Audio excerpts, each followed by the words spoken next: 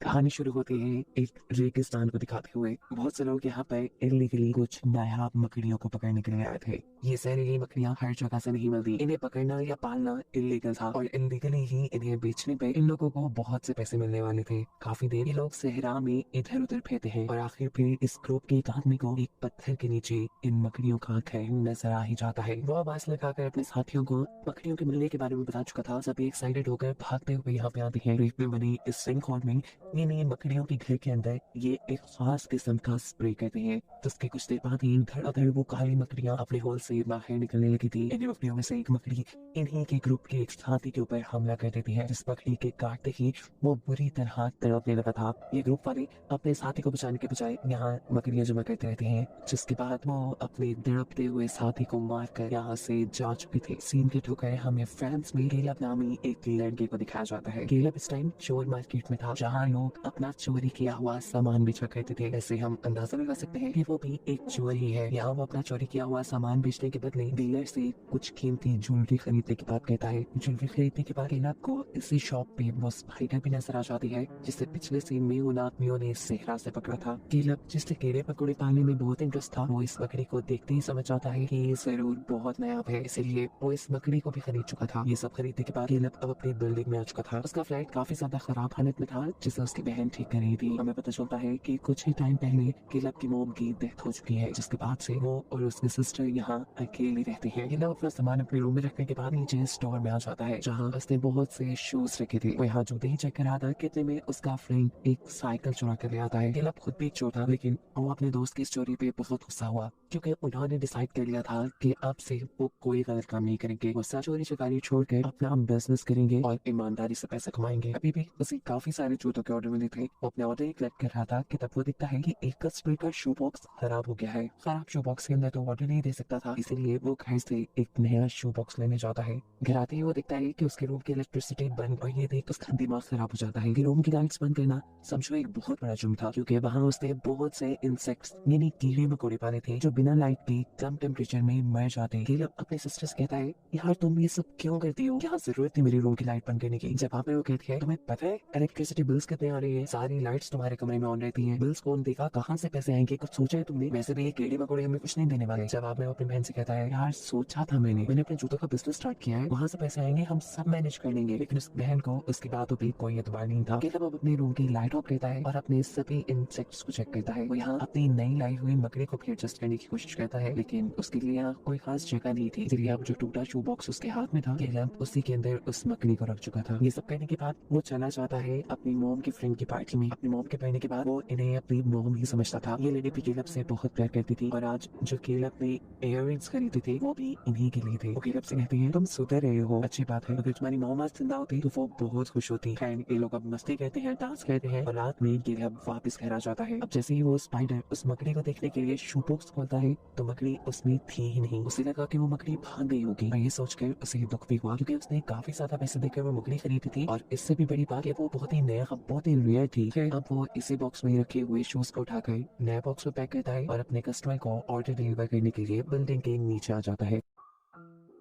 यह ऑर्डर उसे उसी की बिल्डिंग में रहने वाले एक आदमी ने दिया था। केलब को ये जूते कस्टमर को देते हुए इस बिल्डिंग का ऑनर देख लेता है, और हमेशा से ही केलब पे शक किया करता था कि जैसे वो इलीगल काम करता हो, इसलिए उसका ज्यादा टाइम केलब पर नजर रखते हुए गुजरता था। पैकर शूज लेकर अपने घर आ जाता है, और जैसे ही उन्हें ट्राई करने के लिए पहनता है, तो उसे शूज के अंदर कोई अजीबो गरीब चीज फील हुई। उसके अंदर बहुत बड़ी सी स्पाइडर थी। शुक्र था कि उस स्पाइडर ने उसे काटा नहीं। असल में केलब ने तो अपनी तरफ से स्पाइडर शू बॉक्स में रख दी थी, लेकिन वो स्पाइडर इस शूज के अंदर चली गई थी। जो शूज दूसरे बॉक्स में रखकर केलब दे चुका था। ये आदमी अब जैसे ही शो को झाड़ता है, तो उसमें से एक के बाद एक बहुत सारी स्पाइडर्स निकलती है। यानी स्पाइडर ने शूज के अंदर अपने बच्चे भी दे दिए थे। ये सारी स्पाइडर्स इस आदमी को काट लेती हैं। इस आदमी का जिस्म अचानक से सुन्न हो जाता है। वो अपने आप को बचाने के लिए भी कुछ नहीं कर पाया था, और कुछ ही देर में उसकी मौत हो गई थी। घर पे अभी तक केलब बहुत ज्यादा परेशान था। केलब की सिस्टर और उसके फ्रेंड्स जो उसके को देख कर रहे थे, जब वो उसकी परेशानी पूछते हैं, तो केलब यहाँ साफ साफ उन्हें बता देता है कि वो एक जहरीली स्पाइडर यहाँ लेकर आया था, जो गलती से उससे गुम हो गई है, और अगर वो स्पाइडर किसी को भी काट के तो उसकी मौत हो सकती है। अभी ये लोग बातें कर रहे थे कि तभी ये नोटिस करते हैं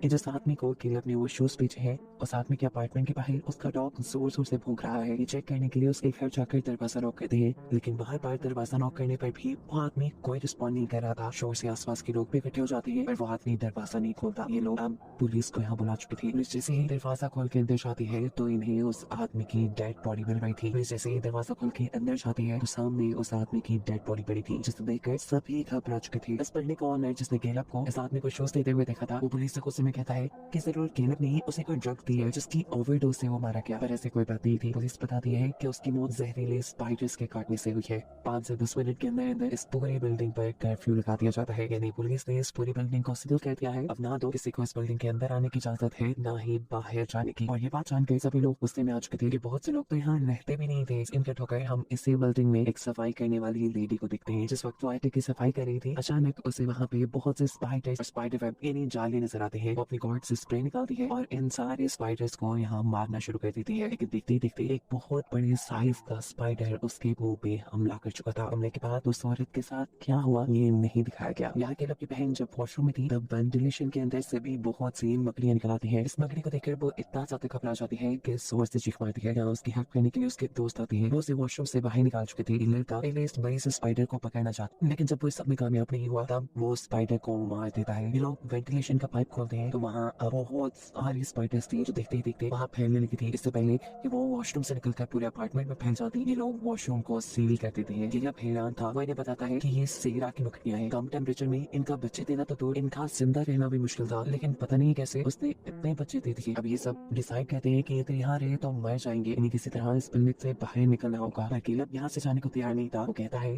कि ये बहुत बड़ा खतरा है, हम यहाँ रहकर यहाँ के लोगों को इस खतरे से अवेयर करना चाहिए ताकि वो लोग भी अपनी जान बचा सके। लेकिन ये लोग केलप की बात नहीं सुनते और आधे से ज्यादा लोग इस बिल्डिंग से बाहर निकलने की कोशिश में लग जाते हैं। लेकिन बिल्डिंग पे तो कर्फ्यू लगा था। यहाँ केलप और उसका वो दोस्त जिन्होंने इस बिल्डिंग में स्टे करने का फैसला किया था वो पूरी बिल्डिंग का विजिट करके चेक करते हैं और दर्दनाक हकीकत इन्हें ये पता चलती है कि वो स्पाइडर्स बहुत बड़ी तादाद में पूरी बिल्डिंग में फैल चुके थे और उन्होंने ही बिल्डिंग में रहने वाले काफी सारे लोगों को भी मार डाला था। दोनों ही घबरा कर अपने अपार्टमेंट में वापस आ जाते हैं। यहाँ आकर वो देखते हैं कि इनका ग्रुप भी वापस आ चुका था क्योंकि उन सभी को इस बिल्डिंग से बाहर जाने का कोई रास्ता नहीं मिला। वो लोग इस अपार्टमेंट में ही थे कि तभी इस बिल्डिंग का ओनर यहाँ जाता है क्योंकि ऐसा लग रहा था कि सबके पीछे केलप है। ये लोग दरवाजा खोलते हैं तो वो आदमी आयरन रॉड लेकर केलप और उसके दोस्त के ऊपर हमला कर देता है।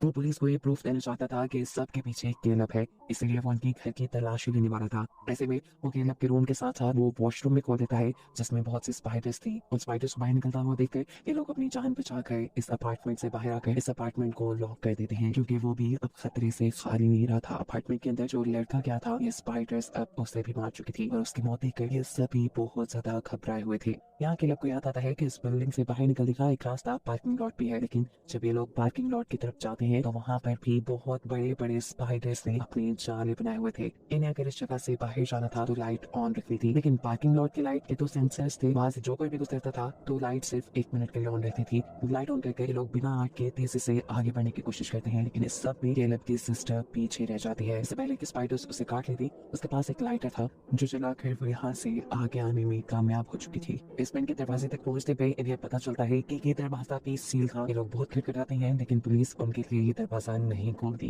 कुछ देर बाद वहाँ पे पुलिस के जरिए जहरीली गैस छोड़ी जाती है जिसका मकसद था इस बिल्डिंग में मौजूद हर जिंदा चीज, चाहे वो इंसान है, मकड़ियाँ या कोई भी जिंदा चीज, उन सभी चीजों को मार देना। इस स्प्रे को देखते हुए केलप अपने 2 साथियों के साथ जाकर एक कमरे में छुप जाता है क्योंकि इनका चौथा साथी भी यहाँ मारा गया था। काफी टाइम ये लोग यहीं गुजारते हैं और फिर पुलिस की तरफ से ये दरवाजा खोला जाता है। पुलिस को लगा था कि अब यहाँ कोई भी जिंदा चीज नहीं बची होगी, लेकिन जैसे ही वो अंदर आके केलप और उसके साथियों को दिखते हैं तो उन्हें अरेस्ट कर लिया जाता है। पुलिस वाले इन्हें जल्दी मार देते। यहाँ पुलिस बिल्डिंग में से एक और आदमी को भी पकड़ कर लेकर आती है जो इस वक्त इन्फेक्टेड भी हो चुका था। केलप यहाँ पुलिस वालों से लैंड लेना चाहता है कि हमें बचाने के बजाय हमें मारने की कोशिश की जा रही है। ये कौन सा इंसाफ है? जिस पर पुलिस इंस्पेक्टर सबको बताती है कि ये मकड़ियाँ बहुत जहरीली हैं, इन्होंने जिन इंसानों को भी काटा है वो भी इन्फेक्टेड हो चुके हैं और अगर ये इन्फेक्शन यहाँ से बाहर निकल गई तो पूरा का पूरा मुल्क इससे खतरे में पड़ जाएगा और हम ऐसा होने नहीं दे सकते। अब कुछ ही देर में केलप उसके सिस्टर और उसके फ्रेंड को भी मार दिया जाता, लेकिन तभी वो आदमी जो यहाँ पे जख्मी था वो इन सबको उनको बताता है कि इनके पिछले रूम में बहुत सी स्पाइडर्स अभी भी जिंदा है।